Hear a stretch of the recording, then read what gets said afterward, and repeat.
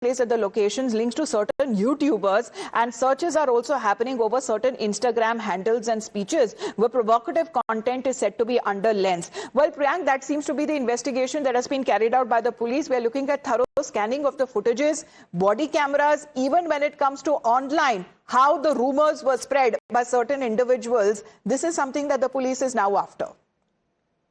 Yes, Andy, Amita, the larger conspiracy probe is certainly widening up. What we are getting to know that late last evening, the Delhi police team had conducted searches in Jamia area looking for the YouTuber whose role has also come up for the making provocative speeches. But there is one more breaking input which we are getting, that one person whose name is Imran, who's a resident of Sultanpur area, has been arrested in the same FIR.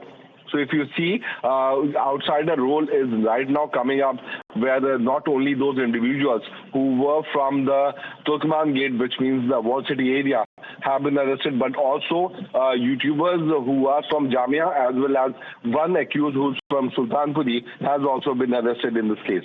All right, we're looking at multiple arrests already that has been taken on part of the police there, and identifying as far as these rowdy elements are concerned, whether be it on social media, whether be it through CCTV footages. Thank you for that update, Priyank. But in the meantime, as we talk about the opposition, which seems to be arming up and giving this cover fire to the pelters there, they have now rushed to absorb the stone pelters in the Delhi demolition drive. Pakistan too, out of the blue, seems to have seized this opportunity to peddle fakery and falsely claim minorities are being targeted under the RSS drive in India. The spokesperson for Pakistan Foreign Affairs Ministry whined that demolition drive is not an isolated incident, but rather reflects a very systemic and deliberate campaign. Just a day before, Kerala Chief Minister here in the country had alleged that action reflected the BJP-led government's execution of a divisive ideology of the Sangh Parivar. Listen in how the spokesperson there of Pakistan Foreign Affairs Ministry, which has no business there, speaking on India's internal affairs, seems to be giving out a statement. The BJP, meanwhile, has criticized the ecosystem for providing Pakistan with another chance to amplify its anti-India narrative. According to the BJP, Pakistan is echoing the language and the arguments that are promoted by the ecosystem, and the BJP is now attributing the situation to the opposition party's efforts to whitewash certain issues in which, in their view, inadvertently strengthen Pakistan's stance against India.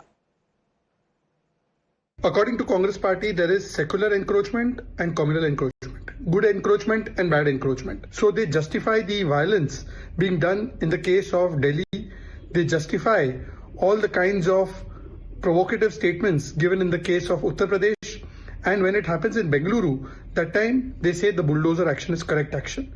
It shows the double standards and hypocrisy of Congress. Congress is only showing that how they use even evictions as a tool of vote bank politics. Even the religion of evictions and illegal encroachments is now being seen by the Congress party.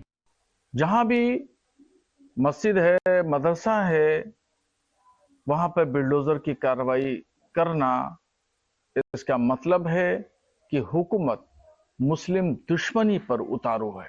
इस ठंड में रात के 2 बजे bulldozer लेके पहुंचना और फिर ये अफवाह का उड़ जाना कि मस्जिद के ऊपर बुलडोजर चलाने आए, 100 साल पुरानी मस्जिद।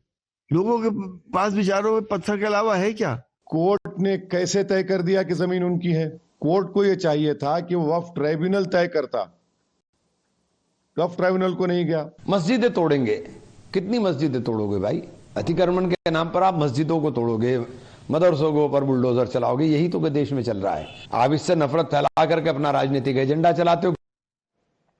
Now, speaking of protests, let's get you what's happening.